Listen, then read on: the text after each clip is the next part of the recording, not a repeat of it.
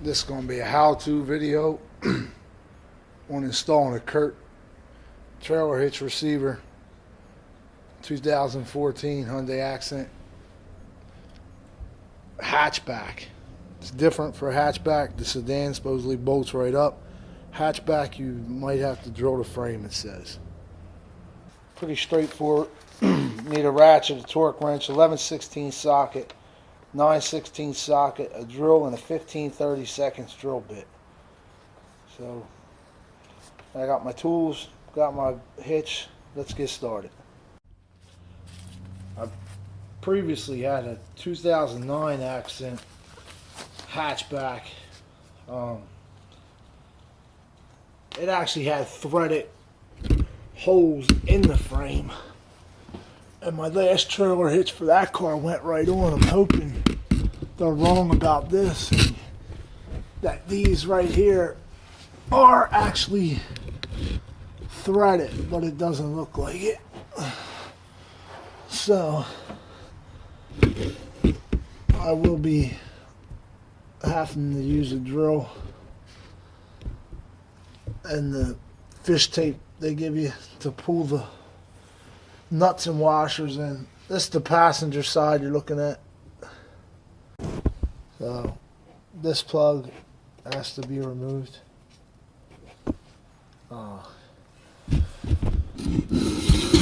There's one on this side. This one has to come out too. You can see that.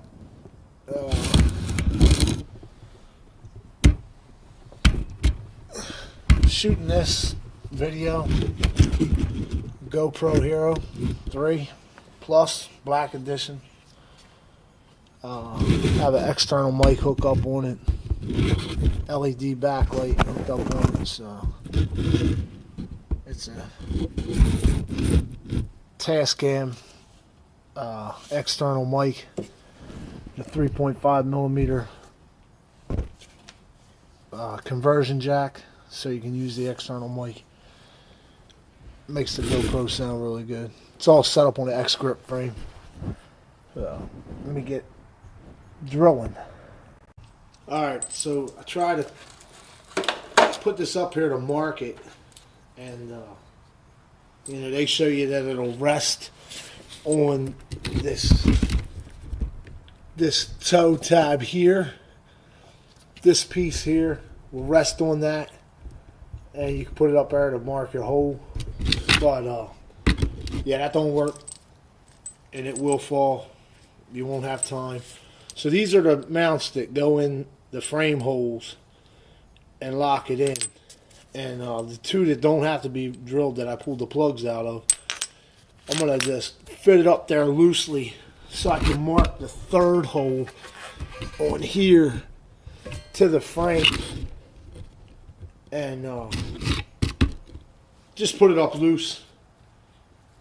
That way I don't have any anything trying to fall on my head. So that's a 11/16. I'm just going to throw that in there real quick. Loose.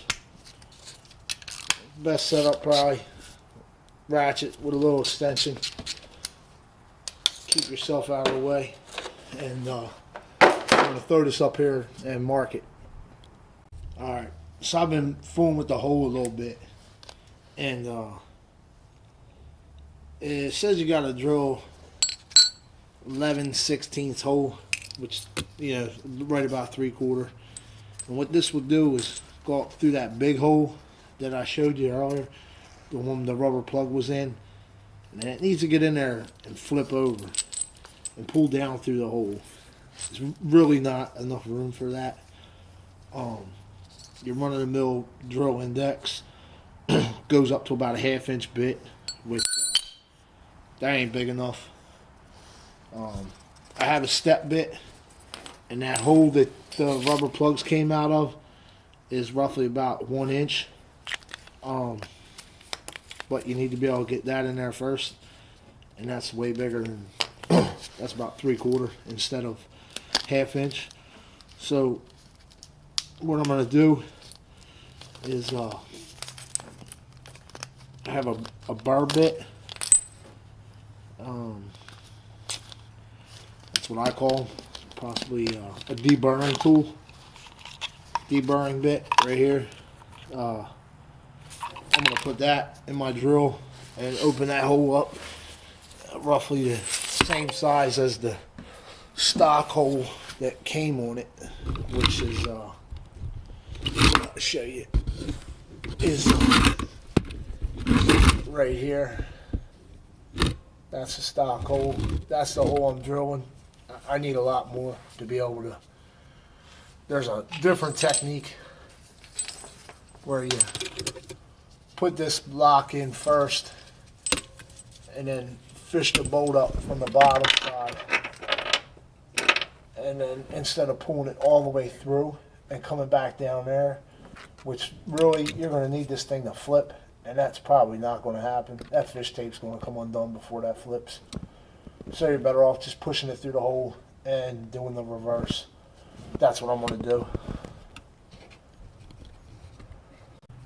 Should probably mention that drilling this hole is overhead, and this burr bit really throws off some metal. Definitely a good idea to wear safety glasses. Anybody that works in the metals industry knows that if you get carbon steel in your eye, it'll start to rust up in about a day. They call that a rust ring. You will be going to the doctor and you will be getting your eye drilled to get that out, because your eye starts to heal immediately, and you don't want that to happen. It's going to cost you about $2 grand without insurance. Alright, so you can see I did burr out a good portion of the hole.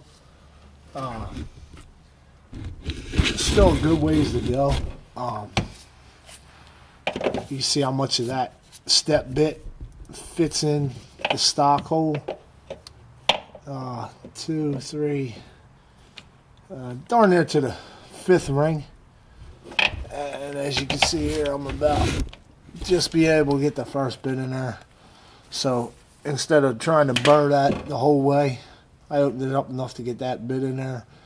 And now I'm going to take it to roughly the same size as the stock hole, and it's going to make it a lot easier to put this thing on. They don't tell you to make it that big, but it'll make it a lot easier just to do it the first time instead of fooling around with it. So I should have left the camera running, because that honestly just took me all of about 10 seconds from the time I picked the drill up till the time the hole is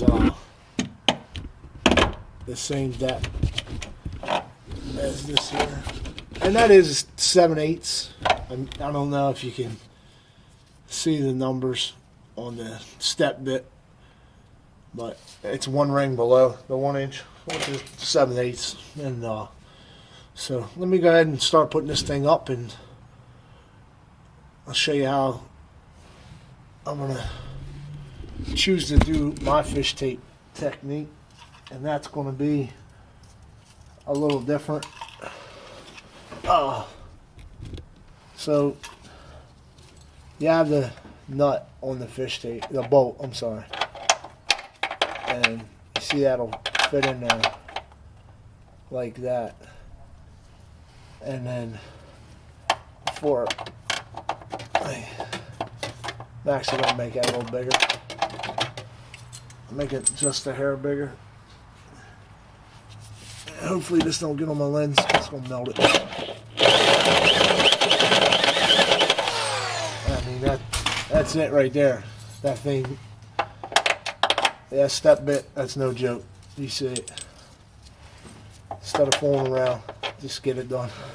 All right. So my plan is this is the reverse technique, and what I'm going to do is get the stud in first, get it up in there, and then I have the fish tape in my hand. Don't let go of the fish tape. You don't want to lose everything in there. I'm going to take this, put it up in the hole. Don't flip the wrong way like it wants to do. I want it to flip a certain way. So Alright, there we go. Bring it to the hole. And that's that. Leave the fish tape on it. That way you don't lose it. And you can do the same thing with the other one. So that's one.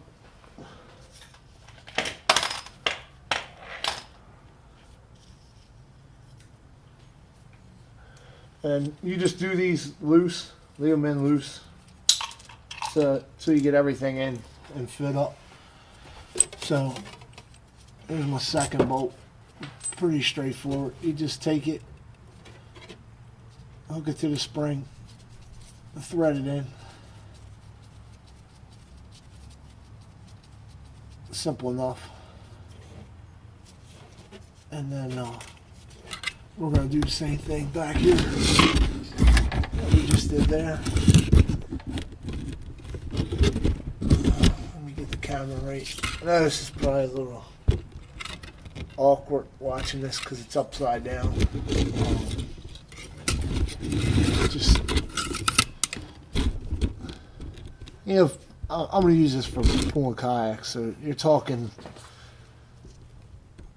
you know, my trailer I'm going to make is roughly about 300 pounds. And I'm going to have 2 to 3 kayaks on there. Yeah, even at 70 pounds a piece. You're only looking at 10 to 500 pounds. I've had more than 500 pounds of personal stuff in my car. So I don't think I'm going to overdo the towing capacity of the old Hyundai Accent. So we'll get that pushed up in there and throw that in, and then come back and get her lined up. This one seems like it's stuck on something.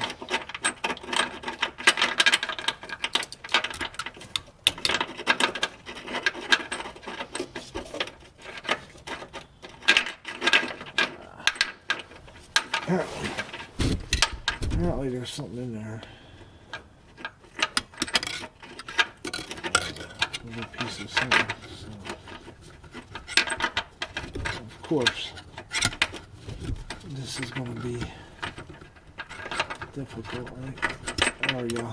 Just gotta get your finger in there a little bit. And I think this is going to render itself around to where it needs to be with the hitch. I'm gonna have to get the camera out of here to get to start the hitch because it goes right there. So I'll get back on. I'll turn this back on in a minute.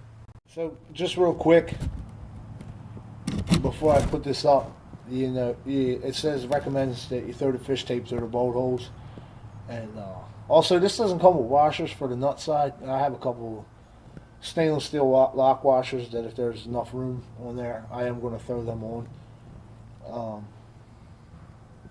Just for peace of mind. Lock washer hold it a little better.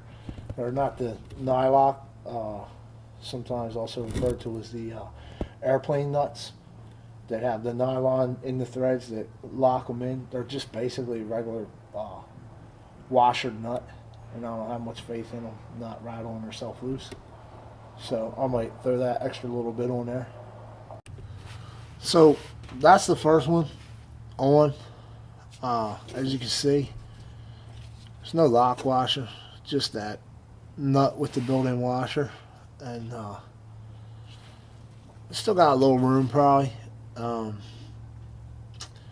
Another thing you could do is if you're a welder, you could tack that. That would prevent it from coming undone. You could also take a chisel and just, once it's fully tightened, hammer a line, a cut into that with the chisel, maybe even straight across the nut. It'll flare it out, I mean the bolt, sorry. That'll flare it out enough that it won't work its way loose.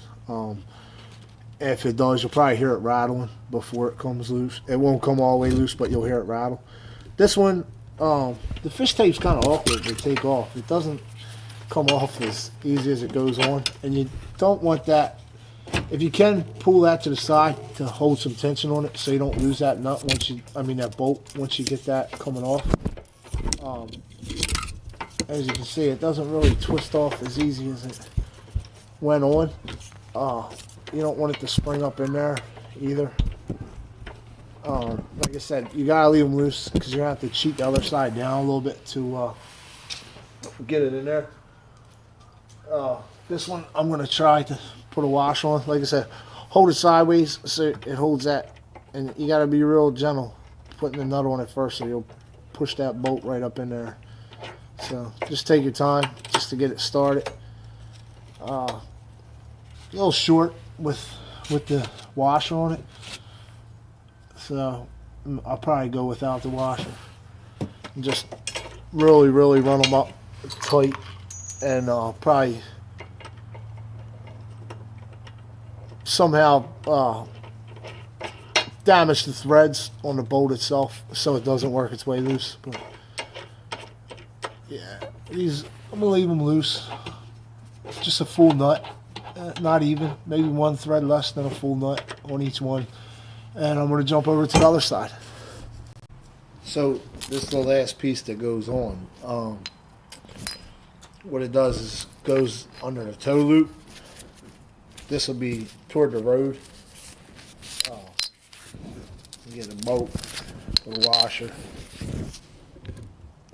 Goes up through the toe loop, and there's a little bracket on the hitch also.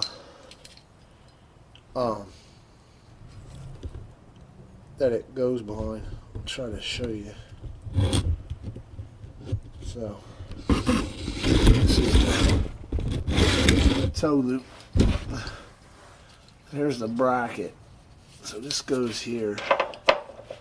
And I gotta try to get this nut behind there, so I'm gonna turn the camera off because I'm sure it's gonna be a pain in the behind. Alright, so here's the finished product. There's that bracket. Goes to the toe loop. Come over here. It just has one bar. Comes across there due to the muffler and all. It's a Curt. It's rated for 2,000 pounds, 200 pounds on the tongue. Like I said, this thing will be lucky if it sees 1,000 pounds. I think it'll be fine for carrying some kayaks. Like I said, 3 at the most. I had one on my old Accent that I made, and it was pretty stout. I carried 5 bikes on it one time with a big bicycle hitch mount. So I like this. Got the pockets in the drip rail for the roof rack. I can carry 1 kayak on there, but if my sons go with me and we need to take 2 or 3, then we'll need to use the trailer.